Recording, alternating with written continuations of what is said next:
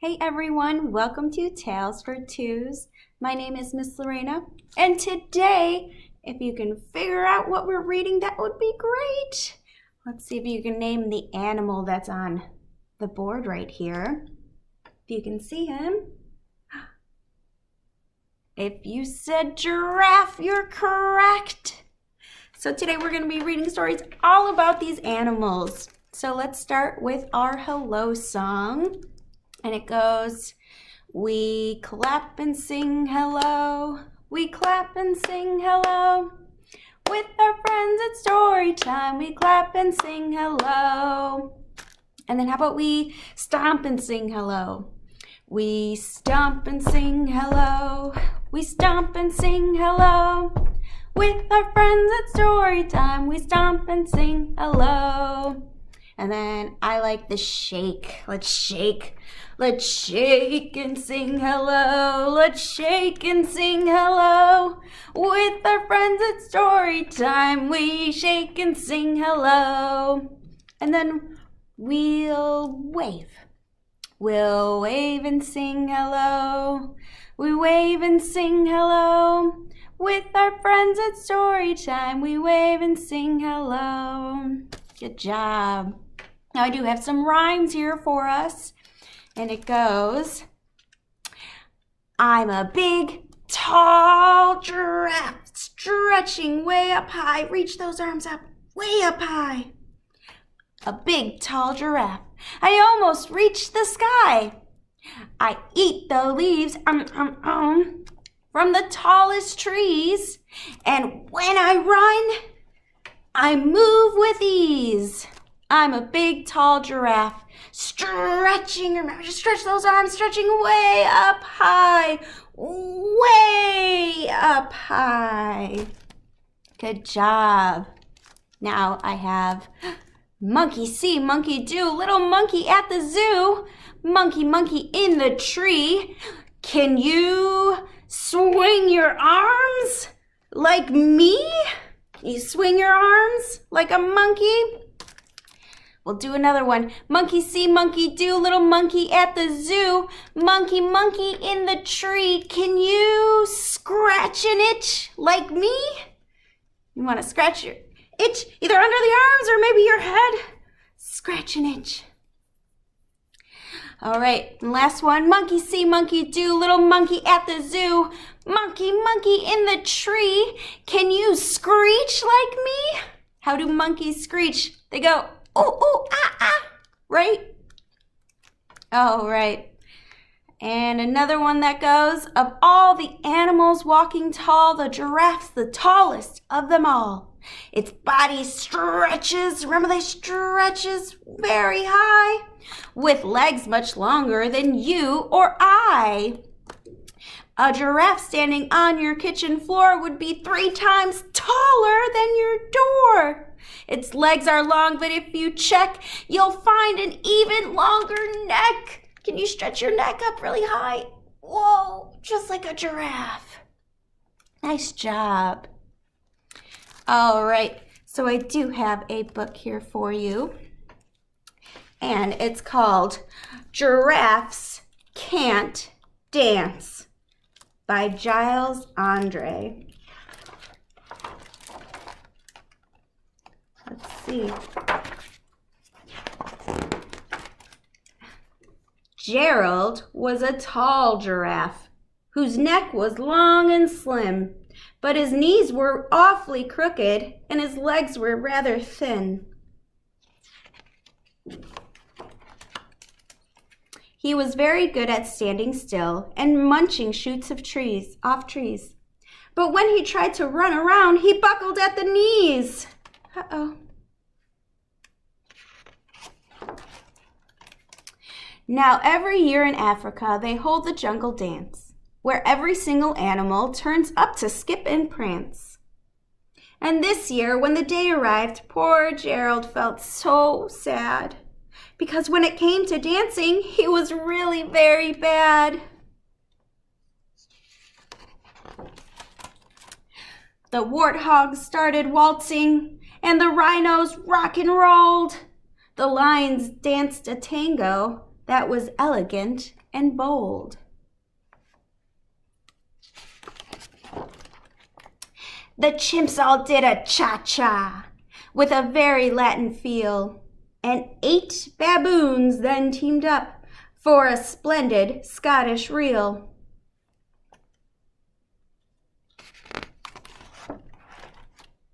Gerald swallowed bravely as he walked toward the floor, but the lions saw him coming, and they soon began to roar. "Hey, look at clumsy Gerald," the animals all sneered.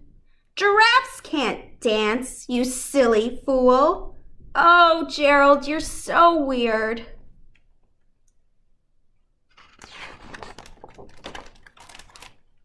Gerald simply froze up. He was rooted to the spot. "They're right," he thought. "I'm useless. Oh, I feel like such a clot." So he crept from the dance floor and he started walking home. He'd never felt so sad before, so sad and so alone. They weren't very nice to Gerald, were they? Then he found a little clearing and he looked up at the sky. "The moon can be so beautiful," he whispered with a sigh. "Excuse me," coughed a cricket, who'd seen Gerald early on, "but sometimes when you're different, you just need a different song."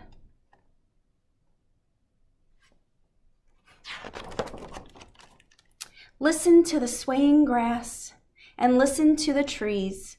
To me, the sweetest music is those branches in the breeze.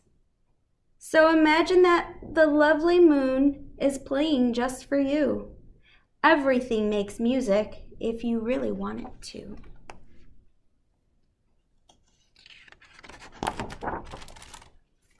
With that, the cricket smiled and picked up his violin. Then Gerald felt his body do the most amazing thing. His hooves started shuffling, making circles in the ground. His neck was gently swaying and his tail was swishing round.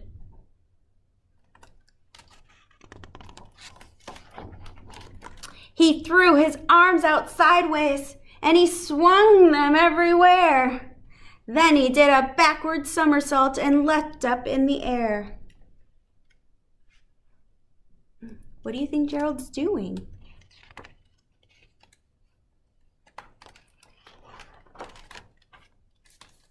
Gerald felt so wonderful. His mouth was open wide. "I'm dancing! Yes, I'm dancing! I am dancing!"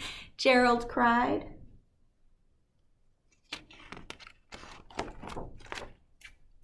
Then, one by one, each animal who'd been there at the dance arrived while Gerald boogied and watched him, quite entranced.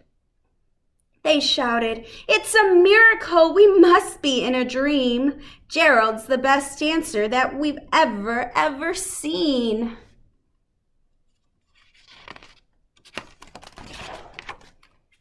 "How did you learn to dance like that? Please, Gerald, tell us how." But Gerald simply twirled around and finished with a bow.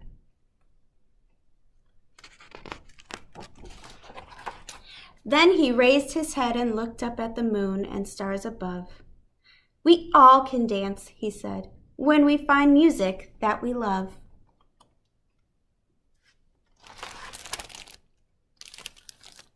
All right.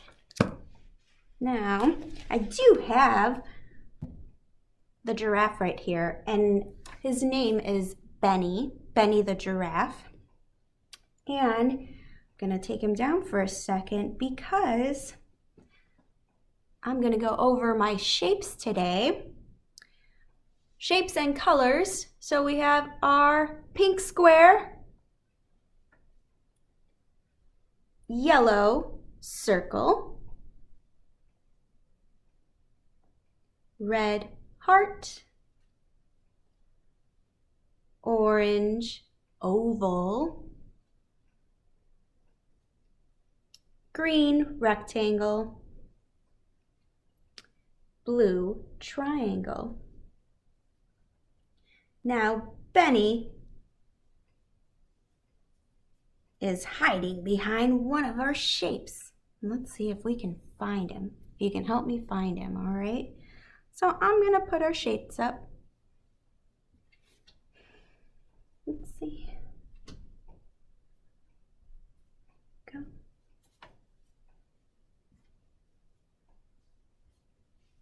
And let's see if you can help me find him.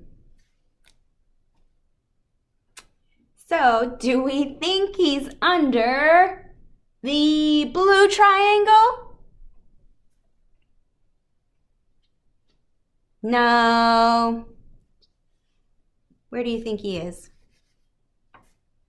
Maybe under the yellow circle? Is he round? No, he's not under the yellow circle. How about the orange oval? No, he's not under there. Where do you think he is? Oh, is he under the green rectangle? There he is. He was peeking through, wasn't he? So I'll leave him up on the board there so you can listen along to these stories. Now our next story is Half a Giraffe by Jody Pericchini.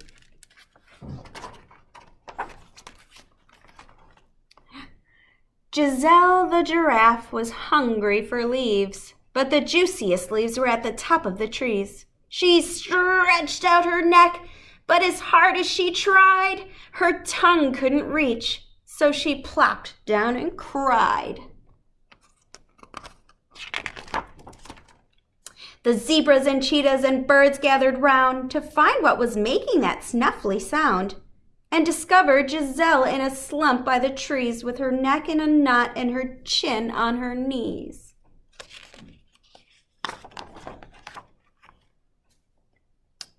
Why all the pouting? The chimpanzee wondered.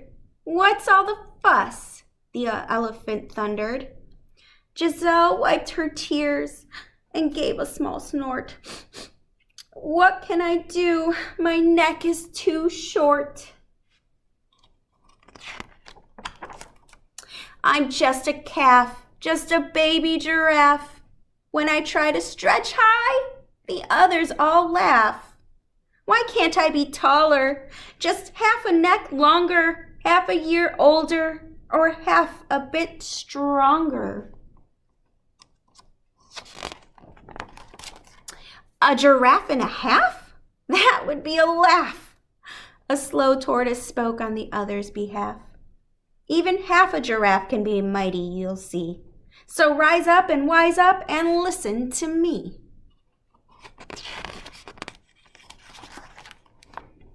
A giraffe is a special and marvelous creature. Who else has got a slidable feature?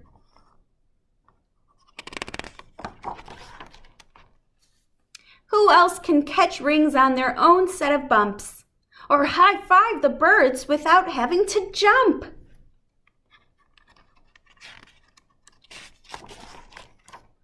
What else do you have? Much more than your spots. Kindness and pluck and a head full of thoughts. You might not have whiskers or armor or wings, but use what you've got. You don't need those things. Stand up and be proud of the body you're given. It's a wonderful place only you get to live in.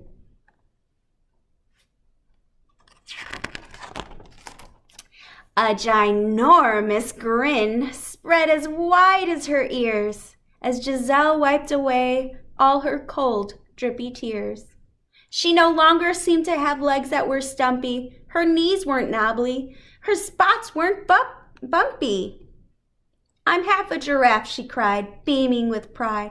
I can do anything as long as I've tried. And setting aside all her worries and cares, Giselle climbed a mountain of animal stairs.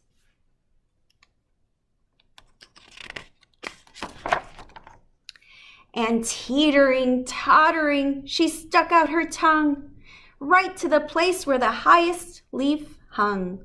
She grabbed it and ate it, like she couldn't have done when she thought of herself as too small and too young.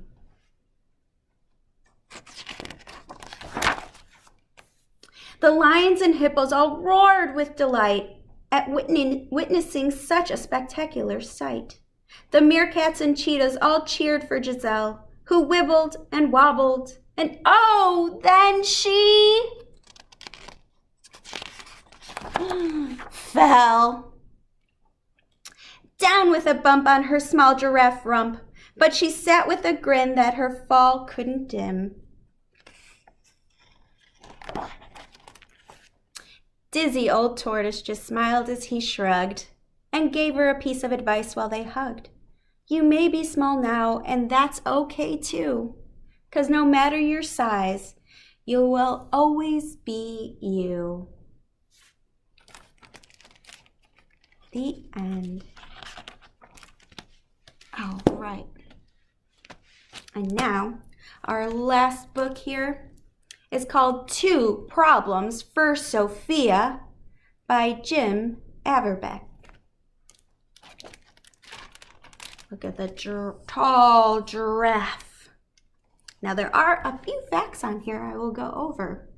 So you see these little, so here are Betty's ears on either side. One right there and one right here. And then he has these two little bumps there. And those horn-like objects on the giraffe's head are called ossicones. And they're made from hardened cartilage. So I'm going to put these back up. Now, giraffes have really long tongues too. You can see it in this picture. They have really long tongues and they wrap it around leaves so they can pull it off and eat them. So giraffe tongues, they measure about 20 inches in length. And they can grip things with their tongues just as you can with your hand. So that's how they grab some things. All right, so those are some facts. Now to the story. Sophia felt happy sad. Happy to have Noodle, her one true desire, yet sad that her new pet came with giraffe-sized problems. The first was his tongue. Do you remember how long a giraffe's tongue is? 20 inches. When Noodle kissed you, his eyelashes danced. Can you dance your eyelashes? Let's see. Eyelashes danced a little fluzzle. Then his nose swooped in for a nuzzle. And then slurp! He was especially fond of Grandmama. The feeling was not mutual. I can't bear a sloppy kiss, said Grandmama. And besides, he snores. Snoring was the second problem. When Noodle slept, no one else could.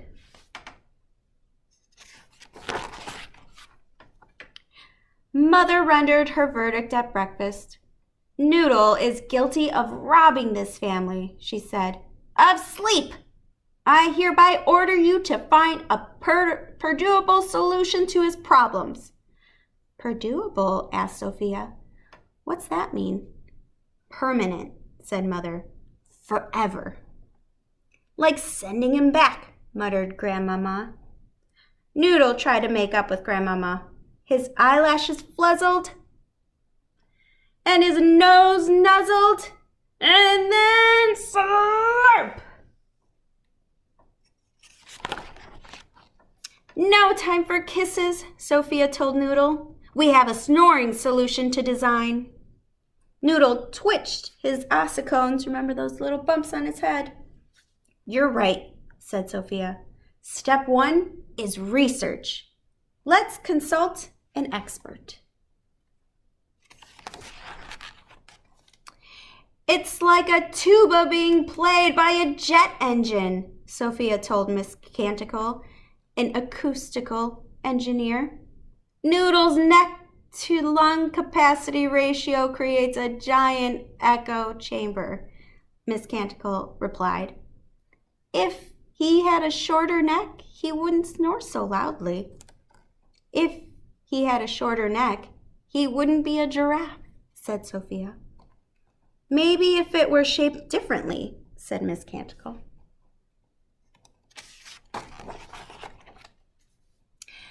That night, Noodle hooked, crooked, and pretzeled his neck, but the problem persisted.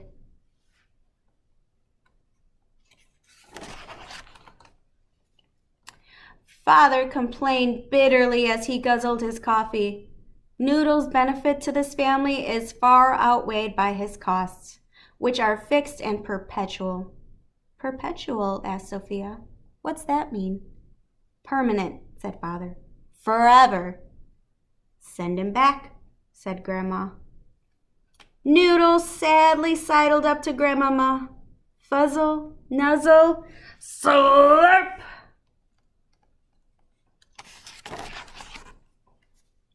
We need a better solution, Sophia told Miss Canticle.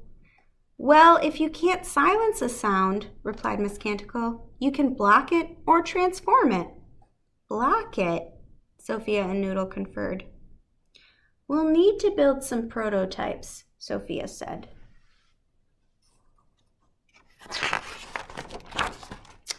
That night, she handed Father some cotton wadding, Mother earmuffs, Uncle Conrad earplugs, and Grandmama a set of high-decibel, low-wavelength, wireless-sounding dampening headphones she had assembled from spare parts.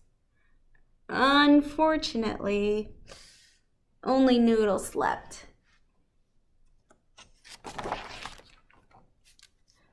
We had a family vote, groaned Uncle Conrad, at breakfast. My constituents demand an abiding solution. Permanent, said Sophia. Send him back, Grandmama yawned. Noodle eyed Grandmama, his eyelashes fluzzled. His nose. You'd better muzzle that nuzzle, mister, Grandmama warned. Poor Noodle, his ossicones wilted. Chin up, said Sophia. We just need to try a fresh approach. She went to her room to design. 6 hours later, she taped a detailed blueprint to her workshop wall. Sophia's snore transformer.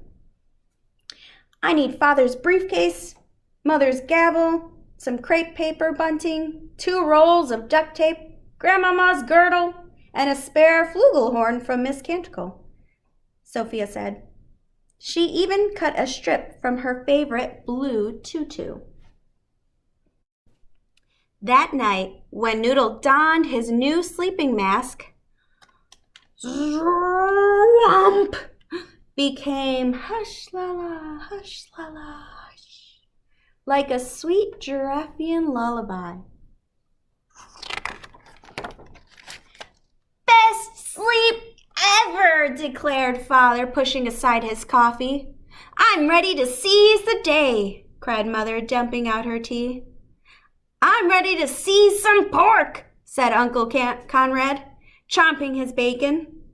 Even Grandmama looked better rested and renewed, despite the way she crossed her strict arms.